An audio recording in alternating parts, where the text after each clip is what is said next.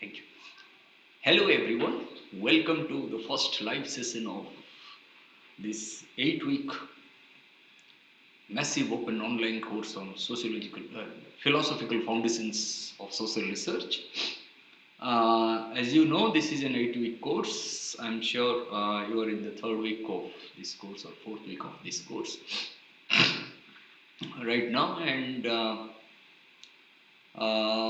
this course is, it's commenced in January 2022, and it's going to be over by March 2022. And as you know, this is an 8-week course spanning over 22 hours. In the whole 8 weeks, we have discussed, in the first week, we have discussed history of philosophy of social sciences. Within history of philosophy of social sciences, we have discussed empiricism and rationalism, Comte and positivism, epistemology, the relationship between epistemology and ontology.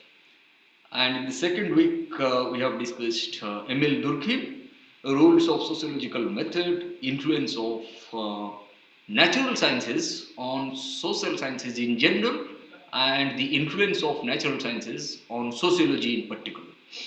And objectivity in social sciences, we have discussed social facts, autonomy of knowledge, and the necessity of science in sociology, according to Durkheim.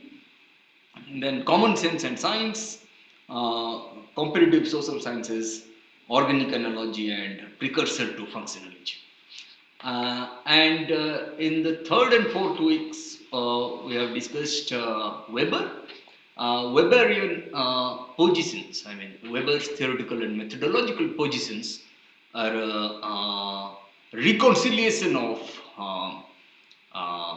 positivism on the one hand and neo-Kantianism on the other. Then we have discussed methodology of social sciences by Weber. Then in the 4th week, we have discussed methodological individualism, meaningful social action, interpretative understanding of social action, Verstehen, and direct understanding and indirect understanding. Direct understanding is alternatively known as observatory understanding, and indirect understanding is alternatively known as explanatory understanding. Okay, and then we have discussed ideal types. In the remaining 4 weeks, what we are going to do, we are going to discuss Marx, idealism versus materialism, historical materialism, materialist conception of history, principles of dialectic, the relationship between nature and human beings, understanding nature, ideology, science, and methodological implications. And in the 6th week, we are going to discuss Karl Popper and Thomas Kuhn. Popper's principle of systematic falsification, context of discovery and justification, hypothetico-deductive model, and so on.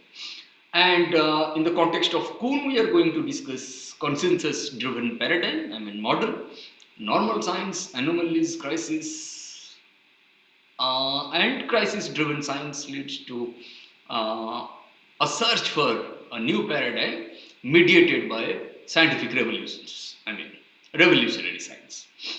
And in the 7th week, we are going to discuss positivism versus hermeneutics, natural sciences versus social sciences, objectivity and subjectivity in social sciences, and quantitative and qualitative research traditions.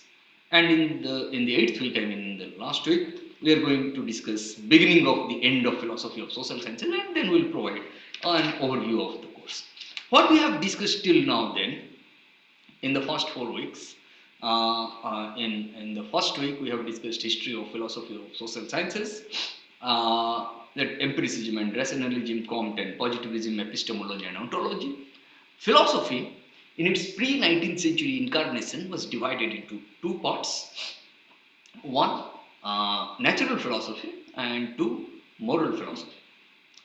Natural philosophy is nothing but science in the present sense of the term. As you know, William Whewell was the first to coin the term science in the 19th century. Prior to this, science was known as natural philosophy, and natural philosophers or scientists in the present sense of the term are engaged in epistemological questions, whereas moral philosophers or the scholars of ethics, they are engaged in ethical questions.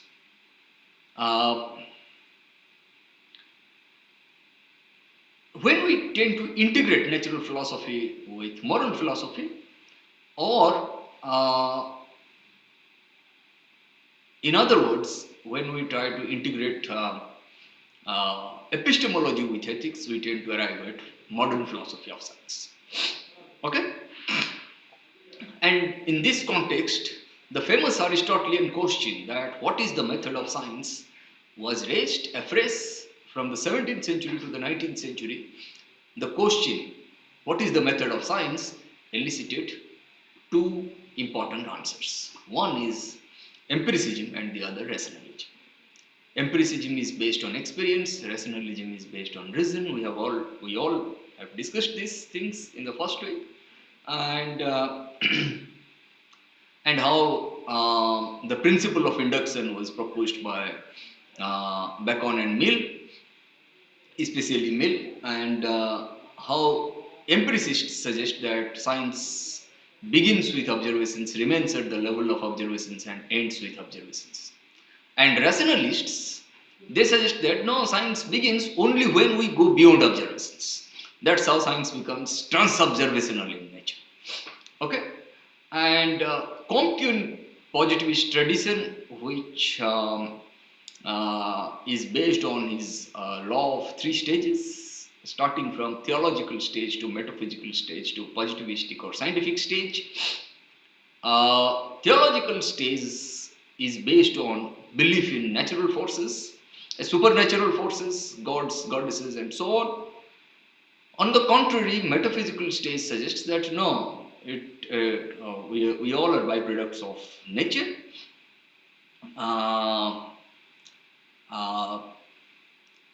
And positivistic or scientific states suggest that you see we all are byproducts of our human labor, or Darwinian origin of species, principle of natural selection, and so on. Okay, human labor, human action, and so on. Okay. Now the transition from supernatural forces to natural forces to human action, human labor, it marks the transition from theological stage to metaphysical stage to positivistic or scientific stage. And epistemology, which is known as a body or theory of knowledge, precisely because of the central philosophical and political questions that epistemology addresses, including what is knowledge, what counts as knowledge, how is knowledge produced, and so on. On the contrary, ontology addresses the questions like what is being, what is existing. That's why ontology is known as the study of existence. Okay, and ethics is known as a study of nature of conduct. Okay, this is what we have discussed in the first week. Empiricism versus empiricism and rationalism comes the law of stages from theological stage to metaphysical stage to positivistic or scientific stage. And positivism suggests that science is distinct from all areas of human activity or creativity because it possesses a method unique to it. There is only one method common to all sciences irrespective of their subject matter, methodological monism. That the method of science is the method of induction. It is inductivism. That the hallmark of science lies in the fact that all scientific statements must be systematically verifiable. That is systematic verifiable. That there must be a dichotomy binary between fact and value. If I say this is a pair of glasses, this is a pair of spectacles, this is a fact. If I say no, this pair of spectacles looks beautiful, then I add value to it. And science doesn't believe in these values. Science always believes in facts according to the proponents of positivism. Okay, the proponents of scientific stage or positivistic stage. that observation is prior, observation comes first, then observation or a set of observations that leads to the generation of theory. Okay, that's why there is a unilateral relationship between observation and theory. Observation leads to theory, but the converse is not true. Theory doesn't lead to observation, according to positivists. On the contrary, rationalists suggested that there is nothing called presuppositionless observations. Observations, what you observe, I might observe differently, and what I observe, you also might observe differently. I mean, observations vary. That's why observations are not theory free, rather they are theory laden. Okay, and that's how the study of existence, the study of the body of knowledge, the study of nature of conduct, and so on, they all were examined in the first week of this course. In the second week, in the second, third, fourth, and fifth weeks, what we have done, we have taken up classical sociological tradition to look at philosophical foundations of social research, namely Emile Durkheim, Max Weber, and Karl Marx. Durkheim's rules of sociological method that we have discussed, and influence of natural sciences on sociology, Durkheim's social facts, Durkheim's solidarity, Durkheim's suicide. Solidarity, when I say, I mean assemblies of people in the performance of rituals. These rituals may be economic, may be political, may be religious, may be cultural, and so on. And Durkheim's analogy analogy from natural sciences to social sciences in general, and analogy of natural sciences with sociology in particular, they are extremely important. That's how he also wanted sociology to maintain its objectivity in research. Then we have discussed social facts, autonomy of knowledge, necessity of science, and common sense and science, I mean tacit knowledge and science, comparative social sciences, organic analogy, and precursor to functionalism. And within the functionalist tradition, we have moved on to Weber.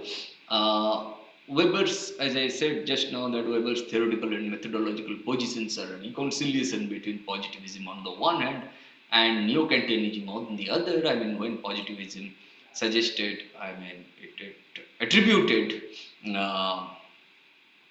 science on a higher pedestal vis-a-vis other areas of human activity or creativity. Neo-Kantianism suggests that our knowledge of the world is constructive knowledge, and hence it is subject to, it involves selection and interpretation of multiple data systems. Our selection is based on cultural relevance, according to Weber. And that's how Weber's methodological positions are always a reconciliation between positivism on the one hand and neo-Kantianism on the other. And also one should not forget Weber's contributions to idealizations in the cultural sciences. And that's how we have come to methodological individualism, direct understanding and indirect understanding, interpretative understanding of social action, Weber's reflections on selection, which is based on cultural relevance, Weber's Verstehen. Verstehen is maybe a method, may not be a method at all. It's an objective.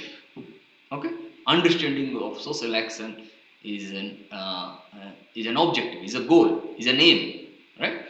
And then we have discussed Weber's reflections on economic phenomena, economically relevant phenomena, economically conditioned phenomena, and so on. And in social sciences, data must be adequate. That adequacy is based on the level of adequacy is based at the level of meanings as well as statistical generalizations. When Weber was referring to meaning generation, he was trying to be close to the neo-Kantian position, and when he was trying to look at statistical generalizations, he was trying to be associated with positivists. And this is extremely important to understand Durkheim and Weber. And in the following weeks, what we are going to do, we are going to discuss Marx's materialist conception of history. Matter is prior to the formation of idea, and the principles of dialectic. Unity and struggle of the opposites. Quantitative changes lead to qualitative changes, and the law of negation of negation. And then we are going to discuss how, by acting upon nature, human beings not only change nature but also change themselves. Human beings not only change nature but also change the social relations involved in it. Okay, and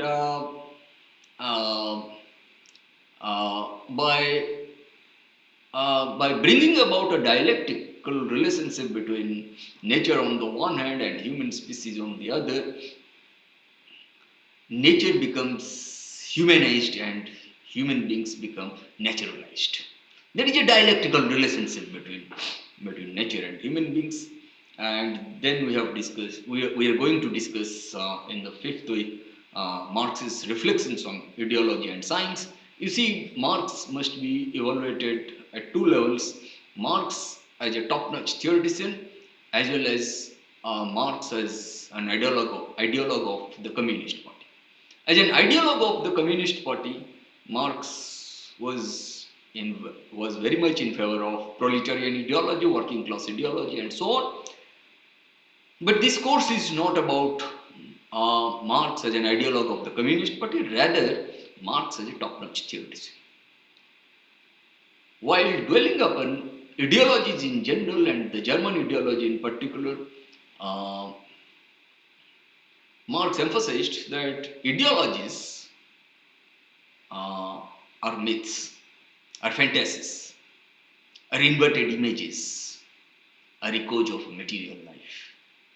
In quest of truth, in quest of knowledge, one must go beyond the narrow confinements of her or his ideology. Even Marx said this while dwelling upon ideologies in general and the German ideology in particular. And in sixth week, and that's how we are going to discuss not simply theory of ideology by Marx, but also theory of science. Okay, how Marx's materialist method differs from that of the positivists, that of the empiricists, precisely because the materialist method how it differs from how the materialist method differs from that of the empiricists, because what does empiricism do? Empiricism is just a collection of dead facts according to Marx, and the materialist method also differs from that of what metaphysicists do, because metaphysicists are governed by speculation, and the materialist method doesn't believe in speculations. Rather, it tries to not only interpret the data but also attempts to change the world. Okay, and in the sixth week, we are going to discuss Popper's systematic falsification. How Popper starts with what is the central question of philosophy. For Popper, the central question of philosophy is the problem of cosmology. And what is that, the problem of cosmology? Now, the problem of cosmology is the problem of understanding the world, including ourselves, as part of the world. Because if we isolate ourselves from the world that we are going to study, then we will not be able to study the world that we are going to study. Okay? Now, at this point, for Popper, philosophy of science must try to address certain questions of the context of discovery and context of justification, but he refuses to say anything about context of discovery at the beginning. Okay, he stays on with context of justification, but because in science, in social science, we always try to find out an explanation. uh, for Popper, the starting point of science is the identification of a problem, and to solve a problem, we must provide, the practitioner of science must provide a tentative solution to a problem or hunch in the form of a hypothesis. And once the hypothesis undergoes the process of systematic falsification, if the hypothesis is falsified, then it is subject to refutation, and if the hypothesis is uh, tested right, or is not falsified, then it must be corroborated. It must be kept permanently tentative. Uh, and and on the contrary, what we are going to discuss, Kuhnian position, Thomas Kuhn's position on the methods of science, that the life of every major science passes through two important stages: one, pre-paradigmatic stage, and the paradigmatic stage. Within the paradigm, we generally, the practitioners of science are engaged in normal science, norm-bound science, puzzle-solving activity, day-to-day research, and so on, tradition-bound activity. And within normal scientific tradition, scientific community generally encounters anomalies. Anomalies refer to unanticipated or unexpected occurrences or happenings. And once scientific community encounters anomalies, then science enters into the stage of crisis. And once science is crisis ridden, then it tries to hunt for a new research paradigm. And that new research paradigm may not be possible within the framework of, or within the rubric of the tradition bound activity or the normal scientific tradition. That's why it requires some more and more revolutionary science, scientific revolution.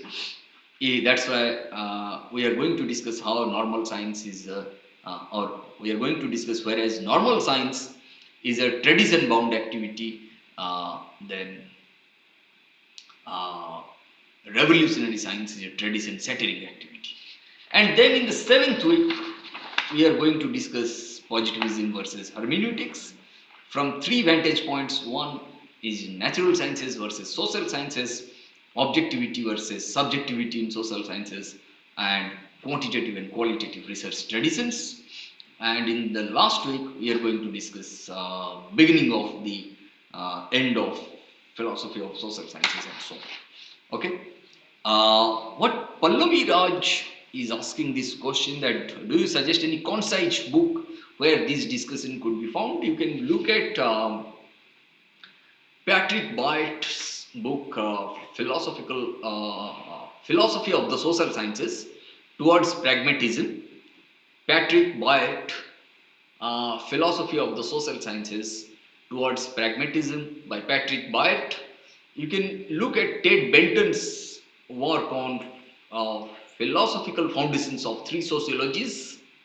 There are many books I can refer to. The only thing is that uh, uh, you may have to look at some 6-7 books, not simply one book, to get all these things. I mean, this one has to organize these things. Okay. Uh, uh, Maybe in part you will find Popper and Kuhn somewhere, where more detailed discussion will be there on Durkheim, Weber and Marx. Okay. Or you may find in some books by Steve Fuller, where you will find more and more of Kuhn and Popper, but less and less about Durkheim, Weber and Marx. Okay. What is this boom today? I don't know. Okay. Is it okay if there is any question, please raise, or else again we are going to meet on the 3rd of March at 3 p.m. Again, we can discuss these things. ठीक है? खत्म करो? Yeah. Okay. Thank you so much. Please keep on attending the lectures and keep on appearing in the assignment tests. We'll again meet on 3rd of March at 3 p.m. Thank you. ठीक है?